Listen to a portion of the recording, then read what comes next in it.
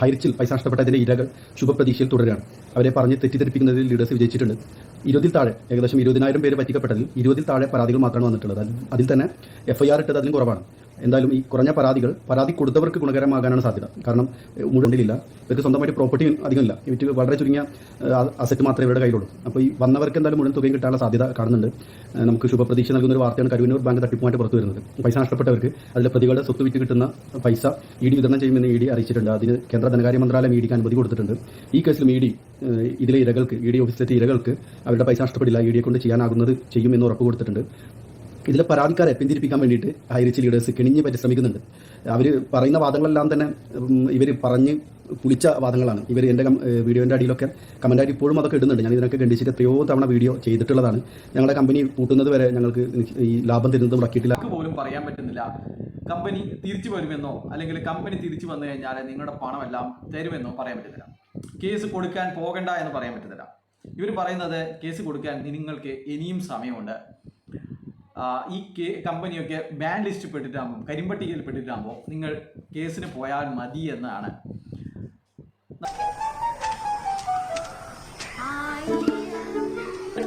അപ്പോൾ ഇവർ പറയുന്നത് ഇപ്പോൾ കേസ് കൊടുക്കട്ട എന്നാണ്. അപ്പോൾ നിങ്ങൾക്ക് ഈ സമീപകാലത്തുണ്ടായിരുന്ന ബഡ്സ് കേസുകളുടെയൊക്കെ അവസ്ഥ നിങ്ങൾക്ക് മനസ്സിലാവും. GBG എന്ന് പറഞ്ഞിട്ടുള്ള തട്ടിപ്പായിരുന്നു കാസർഗോഡ് ജില്ലയിൽ നടന്നത്. പല ആൾക്കാരുടെയും അവസ്ഥ വളരെ പരിതാപകരമാണ്. നമ്മളൊക്കെ അന്വേഷിക്കുന്ന സമയത്ത് നമ്മളെയൊക്കെ വിളിക്കുന്ന പല ആൾക്കാരും അവർ പറയുന്നത് അവരുടെ ജീവിതത്തിലെ പല ആൾക്കാരുടെയും അവസ്ഥ വളരെ പരിതാപകരമാണ്. നമ്മളൊക്കെ അന്വേഷിക്കുന്ന സമയത്ത് നമ്മളെയൊക്കെ വിളിക്കുന്ന പല ആൾക്കാരും അവർ പറയുന്നത് അവരുടെ ജീവിതത്തിലെ ഏറ്റവും പ്രധാനപ്പെട്ട അധ്വാനിച്ച് നേടിയ മുഴുവൻ തുകയൊക്കെ നഷ്ടപ്പെട്ട പല ആൾക്കാരുണ്ട്. പക്ഷെ അവർക്കൊന്നും കേസ് കൊടുക്കാനുള്ള ധാരണയില്ല, എന്താണ് ഇത് വേണ്ടത് എന്നുള്ളതിനെ കുറിച്ചുള്ള ഒരു ധാരണയുമില്ല. അപ്പോൾ ഇപ്പോൾ പല ആൾക്കാരും കേസുമായി ബന്ധപ്പെട്ട് മുന്നോട്ടേക്ക് പോയിക്കൊണ്ടിരിക്കുന്ന കാര്യം നമുക്കറിയാവുന്നതാണ്. ED ഓഫീസിലേക്ക്, എൻഫോഴ്സ്മെന്റ് ഡയറക്ടറേറ്റിന്റെ കൊച്ചി ഓഫീസിലേക്ക് 8 പേര് കഴിഞ്ഞ ആഴ്ച പോയി കേസ് അവിടെ ഫയൽ ചെയ്തിട്ടുണ്ടായിരുന്നു. നേരിട്ട് അവർക്ക് അപേക്ഷ എഴുതി കൊടുത്ത ഒരു കാര്യം നമുക്കൊക്കെ അറിയാം. കാരണം അത് ഹയർ ചെയ്യുന്നത് ഒരു ഓപ്പർച്യൂണിറ്റിയാണ്. ഒരു ഓപ്പർച്യൂണിറ്റി, എല്ലാ ഓപ്പർച്യൂണിറ്റിയും ഒരു സ്വർണ്ണമാണ്. അത് വൈസായിട്ട് യൂസ് ചെയ്യുന്നവനെ സംബന്ധിച്ച്. അപ്പോൾ അതുകൊണ്ട് തന്നെ നിങ്ങൾ കേസ് ആര് കൊടുത്താലും അതിനെതിരെ ഹൈറിച്ച് പറയും. ഹൈറിച്ച് പറയുമ്പോൾ തീർച്ചയായിട്ടും ഹൈറിച്ചിൻ്റെ വാദവും കോടതി കേൾക്കണ്ടേ, എല്ലാം കോടതി കേൾക്കണം. നിങ്ങൾ ഒരു കാര്യം ഞാൻ കുറച്ച് പൈസ അതിനകത്തോട്ട് ഇട്ടു എന്ന് പറഞ്ഞുകൊണ്ട് പിറ്റേന്ന് അപ്പോഴത്തേനും എടുത്ത് പൈസ തരില്ല കോടതി. ചിലപ്പോൾ വർഷങ്ങൾ നീണ്ടുപോകും, ചിലപ്പോൾ കിട്ടിയില്ലാന്ന് ഇരിക്കും. പക്ഷേ നിങ്ങളോട് ഞാൻ പറഞ്ഞു, ഹൈറിച്ചിൽ ഒരു മാസം ഈ ബാങ്ക് ഫ്രീസ് ആകുന്നതിന് 1-2 മാസം മുമ്പ് വരെ വിഡ്രോ കൊടുത്തിട്ടുള്ള ആളുകൾക്കൊക്കെ എങ്ങനെ പൈസ കിട്ടിയിട്ടുണ്ടെന്ന് അവരോട് അനുഭവത്തിൽ ചോദിച്ചാൽ നിങ്ങൾ പറഞ്ഞു തരും. എല്ലാ പാവത്തിനും എല്ലാ പണക്കാരനും ഒരേപോലെ വിഡ്രോ ചെയ്ത പൈസ കമ്പനി കൊടുത്തിട്ടുണ്ട്, എനിക്കും തന്നിട്ടുണ്ട്. അപ്പോൾ അതുപോലെ നിങ്ങൾക്കും തരേണ്ടതാണ്. പക്ഷേ നിങ്ങൾ ഏറ്റവും റീസെൻ്റായിട്ട് ഈ ഫ്രീസ് ചെയ്യുന്നതിന് തൊട്ടൊരു ദിവസം മുമ്പൊക്കെ ജോയിൻ ചെയ്തതാണെങ്കിൽ ഒന്നും ചെയ്യാൻ പറ്റില്ല.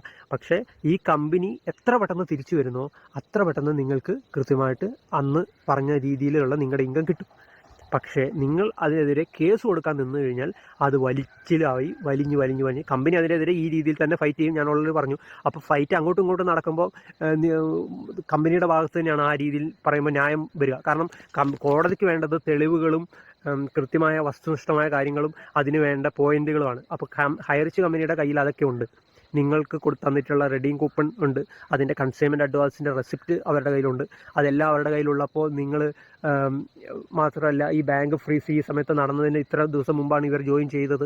അതുകൊണ്ട് തന്നെ നമുക്ക് ഒരു രീതിയിൽ ഇവരെ സഹായിക്കാൻ പറ്റാതിരുന്നത് അതുകൊണ്ടാണ് എന്നൊക്കെ കമ്പനി പറഞ്ഞാൽ കോടതി തീർച്ചയായിട്ടും അത് കേൾക്കാതിരിക്കില്ല. അതുകൊണ്ട് തന്നെ നിങ്ങളുടെ കേസ് ആയതുകൊണ്ട് നിങ്ങൾ വലിഞ്ഞു അത്, പക്ഷേ ഈ കമ്പനിക്ക് അത് നെഗറ്റീവായി ബാധിക്കുകയും അത് വീണ്ടും ഡിലേ ആവുകയും ചെയ്യും. അപ്പോൾ ആർക്കും പൈസ കിട്ടത്തില്ല, നിങ്ങൾക്കും പൈസ കിട്ടത്തില്ല. പക്ഷേ കമ്പനി റെഡിയായി വന്നാൽ നിങ്ങൾക്ക് എല്ലാവർക്കും കിട്ടുകയും ചെയ്യും. അപ്പോൾ അത് തടയാൻ വേണ്ടിയാണ് ഈ നെഗറ്റീവ് പട്ടിച്ചെറ്റ നാറികൾ ഈ വാട്സപ്പ് ഗ്രൂപ്പ് വെച്ചിട്ട് ഉണ്ടാക്കിക്കൊണ്ടിരിക്കുന്നത്. ഇവന്മാരുടെ ഉണ്ടാക്കലിന് വീണ് കൊടുക്കാൻ നിൽക്കണ്ട. അവന്മാർക്ക് ഈ സംഭവം കമ്പനി പൂട്ടിക്കുക എന്നുള്ള ഉദ്ദേശമുള്ളൂ, അല്ലാതെ ഒരാളുടെ 1 രൂപ തിരിച്ചു കിട്ടണം എന്നുള്ള ഒരു ലക്ഷ്യവും അവർക്കില്ല. അതുങ്ങൾ കുറച്ച് പുഴുക്കുത്തു പിടിച്ച മനുഷ്യരാണ്. ഓക്കെ, അവരുടെ ഈ ഈ വർത്തമാനത്തിൽ ആരും തലവെച്ച് കൊടുക്കുക. അവന്മാരുടെ ഒരു വൃത്തികെട്ട ഒരു ലാംഗ്വേജ് ഉണ്ട്. ആ ഒരു ലാംഗ്വേജ് എന്ന് പറയുന്നത് അതിന് എക്സ്പ്ലെയിൻ ചെയ്യാൻ മറ്റൊരു മോശം ഒരു വൃത്തികേട് വെച്ച് കമ്പയർ ചെയ്യാൻ പറ്റില്ല. കാരണം അത്രയും വൃത്തികെട്ട നാറികളാണ് അവർ.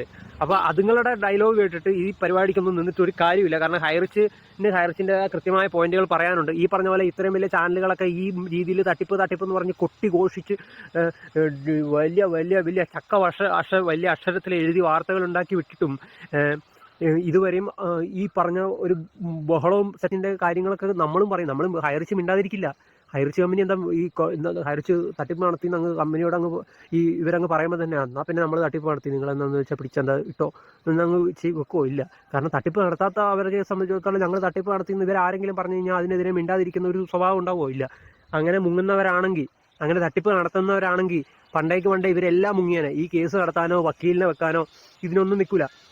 ഈ പറഞ്ഞ പോലെ ഹൈറിച്ചിൻ്റെ അക്കൗണ്ടിൽ ഈ ബിസിനസ് പരമായിട്ട് തന്നെ കോടികൾ വന്നിട്ടുണ്ടെന്ന് നിങ്ങൾ പറഞ്ഞു. കോടിയൊന്നും വേണ്ട, മിനിമം ഒരു 10 ലക്ഷം രൂപ നമ്മുടെ കയ്യിലുണ്ടെങ്കിൽ നമുക്ക് ഈ ഭൂമിയുടെ ഏത് കോണിലേക്കും യാത്ര ചെയ്യാനുള്ള സംവിധാനമുള്ള ഇന്നത്തെ കാലത്ത് ഈ 100-1000 കോടി ബാങ്ക് അക്കൗണ്ടിൽ ഇട്ടിരിക്കുന്ന ഇവർ ഈ കേസ് വരുമെന്നും ഇവർക്കൊക്കെ അറിയാം. പണ്ടേ ഇങ്ങനെ അറിയാമെങ്കിൽ തട്ടിപ്പാണ് ഇവർ നടത്തുന്നതെങ്കിൽ ഇവർ ഏത് കാലത്തെ എവിടെ എത്തിയാനെ നിങ്ങൾക്ക് കാണാൻ പറ്റുമോ? പക്ഷേ ഇന്നും അവർ ഈ കേരളത്തിൽ നിന്നുകൊണ്ട് തന്നെ നല്ല വക്കീലിനെ വെച്ച് നല്ല പൈസ കൊടുത്ത് തന്നെ നല്ല പേരുകെട്ട വക്കീലിനെ തന്നെ വെച്ച് ഈ കേസ് വാദിക്കുന്നത് നമുക്ക് ജയിക്കാനും നമ്മളുടെ ഭാഗത്ത് നിന്ന് നമുക്ക് ജയിച്ച് ഈ നാടിൽ ഒരു നല്ല മാറ്റം ഉണ്ടാവാൻ വേണ്ടിയാണ്. അതല്ലായിരുന്നെങ്കിൽ, ഇത് ഹൈറിച്ച് തട്ടിപ്പായിരുന്നെങ്കിൽ ഈ തട്ടിപ്പ് നടത്തിയവർ എന്ന് പറയപ്പെടുന്നവർ പണ്ടേ ഈ രാജ്യം വിട്ടാനെ. അപ്പോൾ അത് തന്നെ അതിനുള്ള ഒരു ക്ലിയർ എവിഡൻ്റ് ആണ്. ഈ വാട്സപ്പിൽ കൂടെ ചൊറിയുന്ന നാറുകളുടെ മോന്തൊന്നും ഒരുത്തൻ്റെയും കാണുന്നില്ലല്ലോ. അതുങ്ങൾക്ക് ഇത് ഒരു നാട് നന്നാണ്. ചില പുഴുക്കളുണ്ടാവുമല്ലോ എല്ലാ നാട്ടിലും, ഇത്തിൽക്കണ്ണികൾ, അങ്ങനത്തെ കുറച്ചെണ്ണം. അപ്പോൾ അവന്മാരുടെ ഡയലോഗ് കേട്ടിട്ട് ഒരു കാര്യമില്ല. അതിന് കേസ് കൊടുക്കാൻ പോയി കഴിഞ്ഞാൽ ശരിയാണ്, കേസ് കൊടുക്കും. ശരിയാണ്, കേസ് കൊടുത്താൽ കമ്പനിക്കെതിരെ കേസ് വരും, കമ്പനി കുടുങ്ങും. കുറേ കേസ് വരുമ്പം എത്ര നല്ല ഇപ്പം ആർക്കെതിരെ, നിങ്ങൾക്കെതിരെ ആണെങ്കിൽ പോലും, നിങ്ങൾ എത്ര നല്ലവനാണെങ്കിലും ഒരു 10, 100, 1000 പേര് നിങ്ങൾക്കെതിരെ ഇവരെന്നെ പറ്റിച്ചു എന്ന് പറഞ്ഞ് കേസ് കൊടുത്താൽ സ്വാഭാവികമായിട്ടും അയാളെ